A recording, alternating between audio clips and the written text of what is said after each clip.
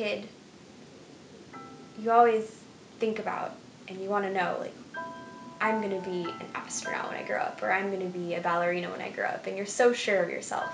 And when I was a kid, I decided that I wanted to be an Olympian. I went through so many sports. I was a ballerina first, and then I tried soccer, and I tried basketball, and they were never right for me. I always felt like I was a part of the team, but I never felt personally invested. I discovered it when I was in 6th grade, and I went to a couple trial practices, and I didn't want to stop.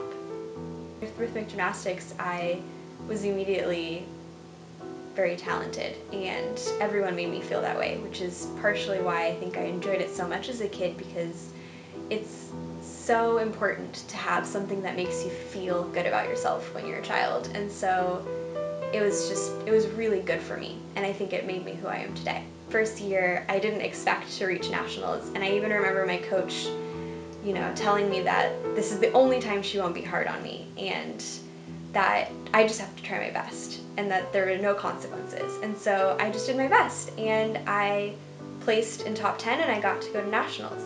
And it was just, it blew everyone away, and it felt so good to be so special and so extra good at something unexpectedly.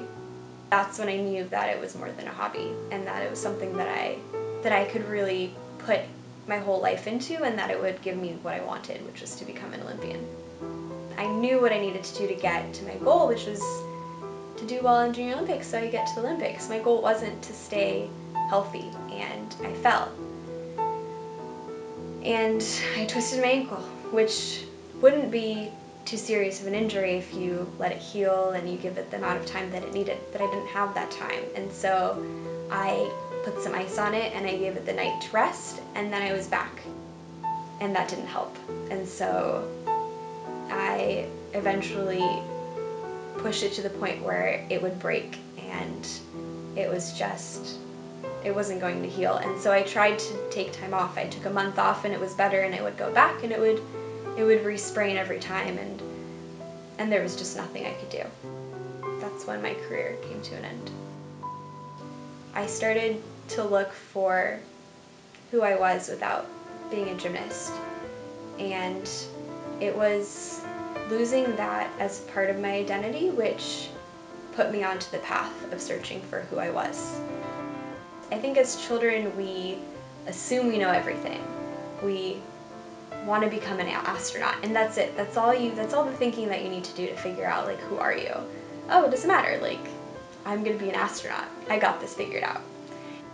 It's definitely a lifelong process, and the process can only happen if you try.